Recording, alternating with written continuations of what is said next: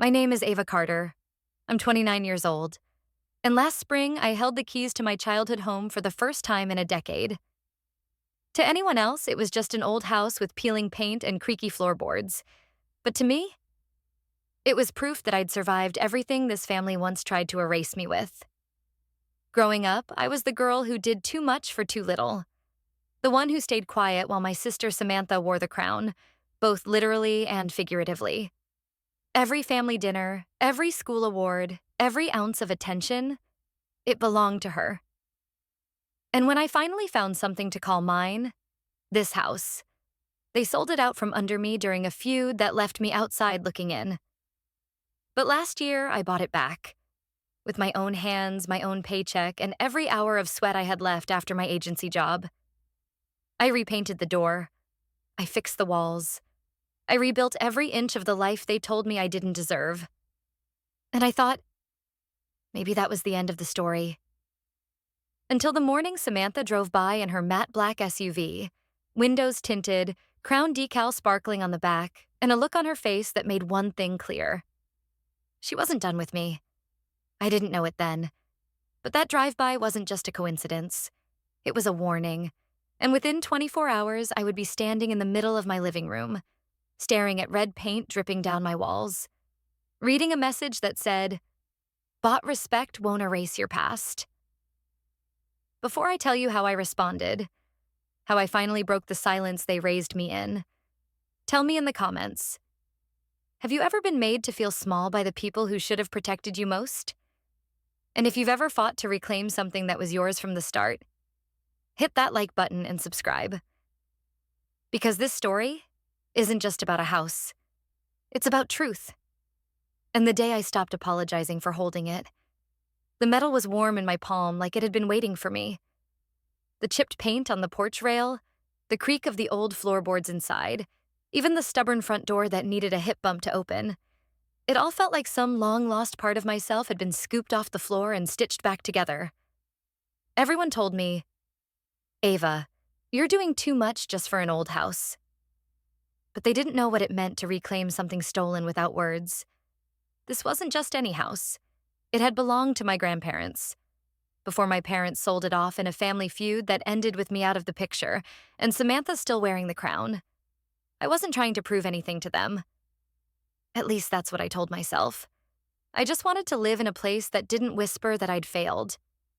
When I moved back in, it was still winter in the bones of the place, even though the calendar insisted it was spring. There was rot behind the kitchen sink, a bird's nest in the attic vent, and wallpaper peeling in the bedrooms like a skin that didn't fit anymore. I worked 8 hours at the agency, then came home and worked 8 more. Every paycheck, every broken nail, every sore muscle. I earned this space one brushstroke at a time. The front door now gleamed a soft navy blue. The hallway smelled of lemon oil and cedar. I'd replaced the dusty light fixtures with copper ones that cast warm circles on the floor at night. I didn't hire professionals, just a handful of local handymen and a lot of YouTube. The town started to notice. A neighbor dropped off a pie. A woman from the local preservation society asked if she could photograph the place. 3 weeks later, I was on the cover of the county magazine under the title, "Young Women Reclaiming Old Homes." That morning, the issue had just hit mailboxes. I'd poured myself coffee in my favorite chipped mug and stood barefoot on the porch steps, watching the breeze roll through the budding hydrangeas I planted from scratch. Then I heard the low hum of an engine pulling up too slowly to be a stranger. A black SUV stopped outside the gate. Tinted windows, matte black rims, license plate frame that said, "Royalty doesn't apologize." My heart sank before I even saw her face. She used to drive a white convertible. The switch to something so sleek, so silent, said more than I was ready for. I didn't move. Not at first. Just watched as the rear window rolled halfway down, revealing a pale hand with manicured nails tapping the glass rhythmically. Then her face, angled behind oversized sunglasses, red lips parted in the beginnings of a smirk. She didn't wave. She didn't honk. She just looked. I stepped off the porch like it might change something. I even raised my hand halfway, unsure if I was shielding my eyes or greeting her. And then she was gone. No words, no drama, just a drive-by. Except it wasn't. It was a warning. Later that night, I stared at the sticker on the rear windshield in my memory, a glittering script with a crown drawn above the Q. The Queen is here. The house suddenly felt smaller, like I was back in high school again. Walking into the kitchen to find Samantha at the table with her perfect GPA and her perfect smirk, watching me fail without lifting a finger. She didn't come to say hi. She came to mark her territory. Again. The house was mine, but the walls screamed louder than ever after she left. The rain came hard that night, slanting sideways in the wind, blurring street lamps into gold smudges. I had just finished a meeting with a difficult client who wanted a modern farmhouse feel without it feeling like a farmhouse. And all I could think about was how good a hot shower would feel against my neck. I didn't expect the gate to be hanging off its hinges when I pulled in. I killed the engine and sat still for a second, watching the scene unfold through the windshield like it wasn't mine. My fence, newly painted, was splintered near the latch. Shards of something glittered on the porch. The porch light flickered twice, then gave up. But it wasn't until I stepped out and smelled the sharp tang of chemicals that I knew something worse was waiting inside. The door was already cracked open. I pushed it with one hand. The living room was red, not painted, attacked. It ran down the walls in streaks, bright and wet and angry. The sofa cushions had been slashed in crude X's, stuffing bleeding out. In the middle of it all, written across the wall above the mantel in thick brush strokes, "Bought respect won't erase your past." I didn't gasp. I didn't drop anything. I just stood there for a long moment, letting the message settle on my skin like a second storm. I knew that handwriting, that spiteful symmetry. Samantha never did subtle. A part of me wanted to laugh, because of course she'd go for symbolism. Red paint, a crown decal, a ruined sofa to match my rebuilt pride. I walked carefully across the slick floor, avoiding the larger puddles, and went straight to the shelf by the door where I kept the portable camera hub. The cameras were still rolling. I rewound the footage to 7:12 p.m. There she was. Red hoodie, blonde bun, a crowbar in her right hand like it was a prop in some sick one-woman show. She smashed the porch light, kicked the gate, and then turned to the camera on purpose. Her face was perfectly visible, smiling. 10 years ago, she'd smashed my boyfriend's phone at a 4th of July bonfire. Said he deserved it for looking at me too long. He'd flinched, I'd cried, and she walked away with a laugh that turned into a victory cheer. Dad said, "That's just how girls are sometimes." I learned then what it meant to be invisible in your own family. Now I was done being quiet. I didn't even bother wiping off the counter before grabbing my phone. I found the clip. 18 seconds. No sound. Just her. Crowbar. Paint. Stare. I tapped save, then opened Instagram. I typed a caption with fingers steadier than I expected. "When you can't call the cops because your father used to be one." I watched the little blue circle spin. 1 second. 2. Then it was live. I imagined her face the moment she saw it. There would be no deniability. No family group chat to twist the truth behind. No dad to say, "Let's not air dirty laundry." The laundry was out. It was soaked in red and flapping in the wind. I leaned against the wall that hadn't been touched by the paint and exhaled through my nose. My phone buzzed once, then again. A neighbor messaged, "Hey Ava, I think I saw someone earlier. A blonde woman in a red hoodie? Around 7-ish? Everything okay?" Number, but it would be. I closed the message without replying. A notification popped up. Comments, shares, a DM from Jordan Lee. "Is that your sister? Want me to come by?" I didn't answer. I just stared at the red and thought, if truth has a color, maybe it's not black or white. Maybe it's red. Just like this paint. By morning, the house was still broken, but the silence outside had cracked. The air felt heavy, as if the house itself had exhaled in exhaustion overnight. Red paint had dried into dull streaks. The message on the wall above the fireplace flaked slightly where it had run too thick. I didn't bother trying to clean. I just sat cross-legged on the floor with a cup of black coffee and my phone, watching the numbers climb. It was surreal. The video had passed 80,000 views in 12 hours. It had been reposted, stitched, and duetted by strangers. Some called it artful revenge. Others called it a warning shot. But most saw it for what it was. A cry that had finally been heard. The hashtags were multiplying. Number sign, painted by jealousy number sign. Carter sisters, family doesn't mean silence. Every ping on my phone felt like another crack forming in the perfect porcelain version of Samantha my family had always defended. At 9:12 a.m., Jordan texted me. Check this out. I knew I saved it for a reason. He attached a screenshot from a group chat in 2019. 5 people. Samantha, one of her friends, and a few others from town. The message was clear as glass. LOL, I literally trashed Daniel's place. He called the cops. I smiled through the whole report. Nothing happened, pretty privilege, baby. Underneath that, one of the girls had replied, Queen energy. I stared at it, not surprised. But something inside me still curled tight, like a part of my body was bracing for impact that had already happened.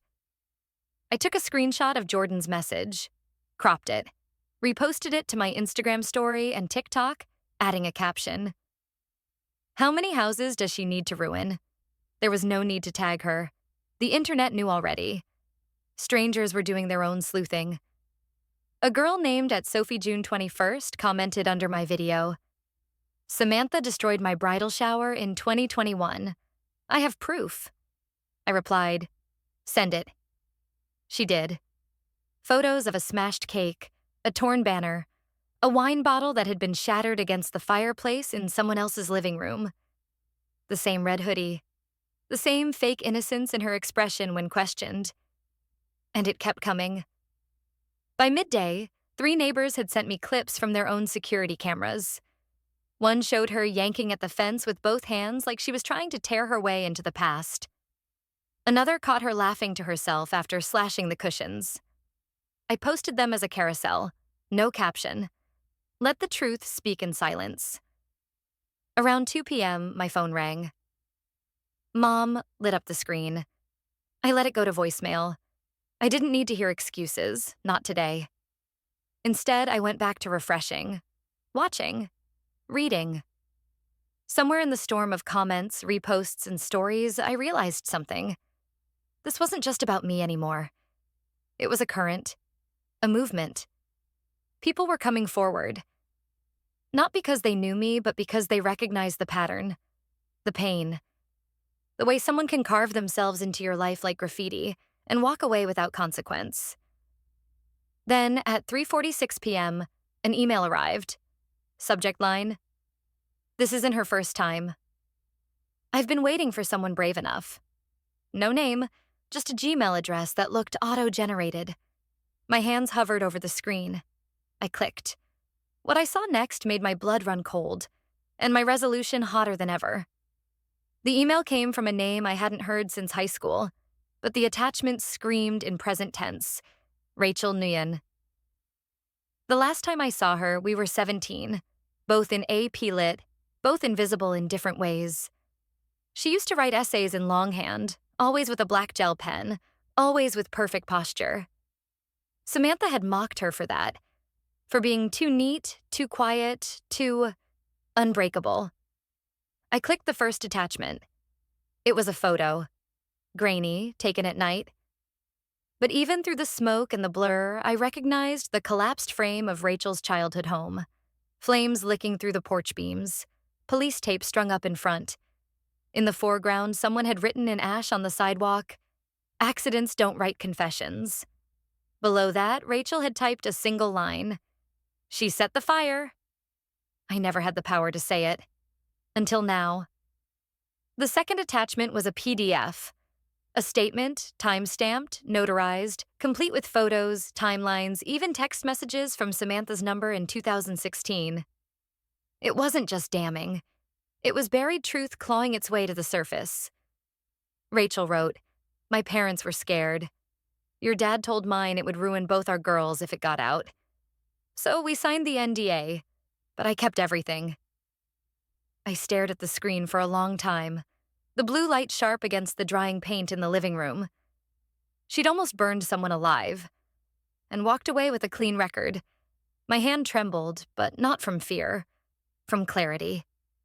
By noon, I was sitting across from Jacob West, a property damage attorney with dark circles under his eyes and a voice like gravel. He didn't flinch when I laid the photos out. He barely blinked at the screenshots or the security footage. But when I slid Rachel's PDF across the desk, he exhaled sharply. "This is enough to file at the federal level," he said. "This isn't just a one-time emotional outburst. It's a pattern. Repeated, dangerous, and well-documented." I nodded. "I'm not after revenge," I said quietly. "I'm after proof and protection for everyone." His eyes met mine. "Then file on Monday. We'll get the paperwork ready." My phone buzzed as I stood to leave. I didn't check it until I got back into the car. It was a message from Mom. 12:48 p.m. "Ava, please, don't destroy your sister. Don't destroy this family on the internet. You don't understand the consequences. I'm begging you. This isn't you." My chest tightened. Not with guilt, but with that old, bitter ache I used to swallow when she'd say the same thing every time Samantha stepped on someone's neck. "This isn't you, Ava. This isn't who I was, but it's exactly who I've become." I didn't answer.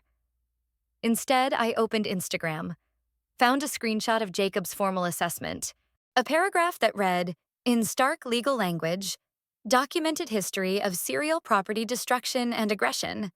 Previous informal suppression indicates a high risk of recidivism." I posted it. Caption, "No one's breaking this family." She did.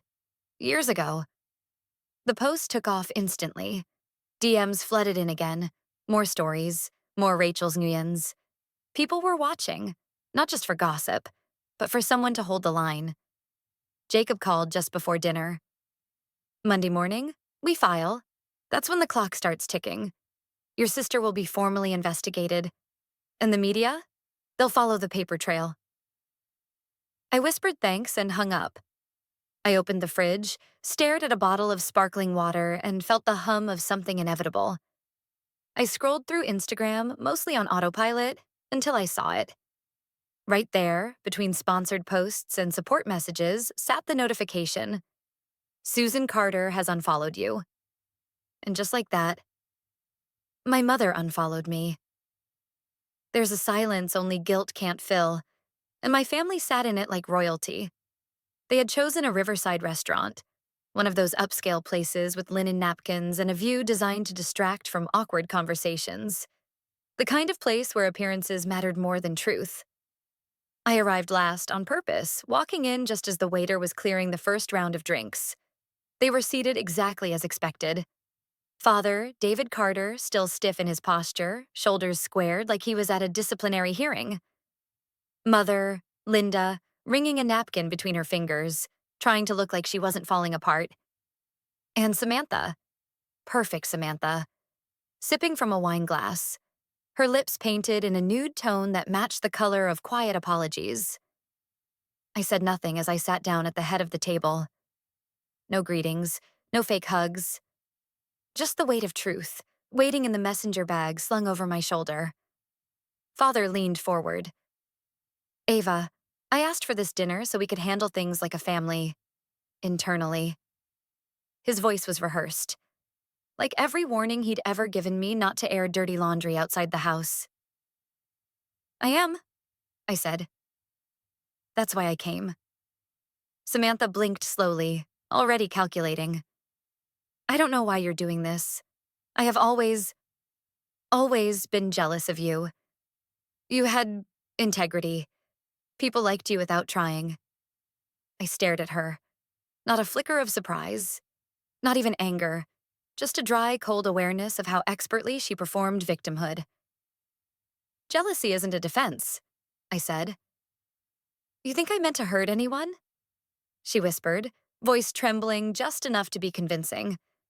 I was just broken, and no one helped me. Mother reached for her hand across the table. "She's trying, Ava," she said. "Please don't let your anger destroy what's left of us." I unzipped the bag and pulled out the iPad. "Do you know what destroys families?" I asked, powering it on. Silence, secrets, cover-ups, gaslighting. You let one person rot everything, and then you tell the rest of us to smile for Christmas cards. I tapped the screen and turned it toward them. A paused video sat on display. Rachel's home going up in flames, the timestamp blinking in the corner. I pressed play. No one moved. Smoke billowed on the screen. Then Rachel's voice came through, from an old voice note. Calm, broken, but steady. She said, "No one's gonna believe you anyway." And I didn't try after that. I swiped left. The group chat from 2019. Samantha bragging about the destruction. The laughing emojis, the pride. I swiped again. The final clip, audio from a party. Samantha's voice slurring into a recording. "They'll never catch me. Daddy makes things disappear." Jordan had sent that to me the night before. I hadn't told him I might use it.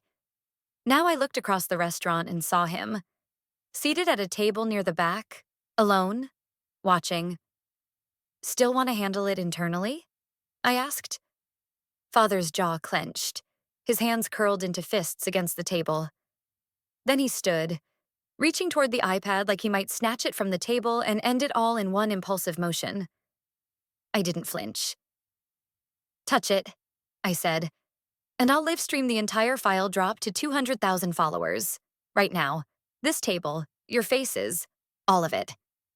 He froze. The only sound was the clink of a fork dropped at a nearby table. Mother's lips trembled. Her mascara had started to bleed at the corners of her eyes. She looked at me like I'd stabbed her in the chest. "You're really going to do this?" she whispered. "To your own blood?"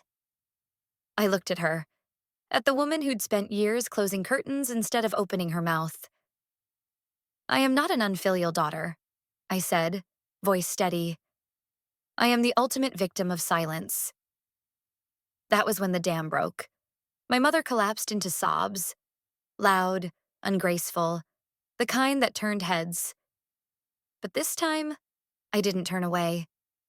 Let them weep. I had truth now, and I wasn't folding. I didn't burn the bridge. I just walked off and watched who stayed on the other side. The days that followed the dinner were quiet, but not the heavy kind of silence that chokes you. This silence was light, airy, like the house itself was finally exhaling after holding its breath for years. I peeled the last strip of red paint from the living room wall on a Wednesday morning. Underneath it, the old off-white was still there. Faded, yes, but intact. I dipped the roller into the new can of paint. Cloud White number 712, just a touch of warmth, and pressed it to the wall like I was writing my name in forgiveness. Outside, I could hear hammers and drills. The neighbors, two couples from across the street, had shown up unannounced with new fence panels. "You've done enough," one of them said. "Let us fix something." By Thursday, I received the email. Subject, official case opened. Rachel Nguyen versus Samantha Carter. I read it once, then deleted it. Not because I didn't care, but because I already knew what it said. Samantha was officially under federal investigation. I didn't smile. Justice isn't about smiling. It's about standing still when the wind hits and not swaying anymore. On Saturday, I walked backstage at the TEDx event and saw Jordan already there, adjusting the mic on the podium. He didn't say anything, just nodded as I passed him a flash drive. Rachel was sitting in the third row when I stepped out. We made eye contact for a split second, and I knew. No matter what the outcome of the trial, neither of us would ever have to carry this alone again. I stood under the lights and cleared my throat. "My name is Ava Carter," I said, letting it echo. "And today I want to talk about walls." A few chuckles, but then I went on. "Walls we build to protect ourselves. Walls others paint over in shame. And the walls we finally get to tear down when we remember that healing isn't about hiding damage. It's about renovating through it. I didn't name names. I didn't talk about fire or paint or bloodlines. I talked about the cost of silence and what it means to pick up a brush instead of a blade. Near the end, I paused, looked out into the dimly lit crowd. Somewhere in the shadows, I heard someone whisper. Not to me, not loud, just a breath carried over the hush. You gave me courage. The applause wasn't thunderous. It was warm, sustained, real. Afterward, Jordan handed me a bottle of water and kissed the top of my head, wordless. Rachel hugged me tightly for just a moment, then disappeared into the crowd. Back at the house that evening, I stood on the front porch and watched as the new fence took shape. Cedar, no gaps, strong. My phone buzzed. Mom, we need time, but thank you for not being silent. I read it, then set the phone down without replying. Some messages don't need answers. They just need space. I stepped into the yard where the air smelled of fresh-cut wood and second chances. I didn't rebuild the same house. I built one with no room for silence. I used to think walking away was enough. Leaving the old house. Leaving behind the shame, the memories, the shadow of someone who was always louder, always protected. My sister. But not all exits are escapes. Some pain must be walked through, named, faced, before it truly releases its grip. When I moved back into that old house, I wasn't looking for comfort. I was reclaiming a truth that had been buried. Every hinge I replaced, every chipped tile I scrubbed, every chair I bought with my own paycheck. It was my way of saying, I survived, and I'm still standing. I didn't need their approval, their apologies. I just needed to look at myself in the mirror and not flinch. Then Samantha came back. I wasn't surprised. People who've been shielded their entire lives can't stand to see someone they once stepped on rise without their permission. When I saw the red paint smeared across the walls, the shattered glass at my feet, and the message scratched like a wound, bought respect won't erase your past. I didn't cry. 10 years ago, I stayed silent when she smashed my boyfriend's phone and blamed it on me. 5 years ago, I lowered my head when my father said, "She didn't mean it. Don't make a scene." Not this time. I didn't scream. I simply opened Instagram, clipped the footage showing her face from the security camera, and posted it with one line. When you can't call the cops, because your dad used to be one. It wasn't just a counterattack. It was a match struck near the powder keg they'd buried beneath the family name for years. Within 24 hours, I wasn't the girl doing too much for an old house. I was Ava, the one the town, and now the internet, couldn't stop watching. People began to talk. Rachel, a woman I hadn't spoken to since high school, emailed me a picture of her house, burned to the ground in 2016. She claimed Samantha did it. Her father, our father, had swept it under the rug. I remember the chill in my spine as I opened the file, but along with it came something else. Clarity. I wasn't stepping back again. I met with a lawyer. I didn't want revenge. I wanted record. I wanted the law to speak for all the years I had been silenced. My family said I was destroying us, but I had never truly belonged to that us. That Sunday night, I walked into a riverside restaurant to face them. My mother, my father, Samantha. They called it a family dinner. I called it a trial without a bench. When my father asked me to take the posts down, when Samantha pretended to be vulnerable, saying, "I've always been jealous of you," I said nothing. I simply placed the iPad on the table, pressed play, and let the video run. The CCTV from Rachel's burned house. The audio of Samantha boasting in 2019, "I always get away with it." Their faces drained.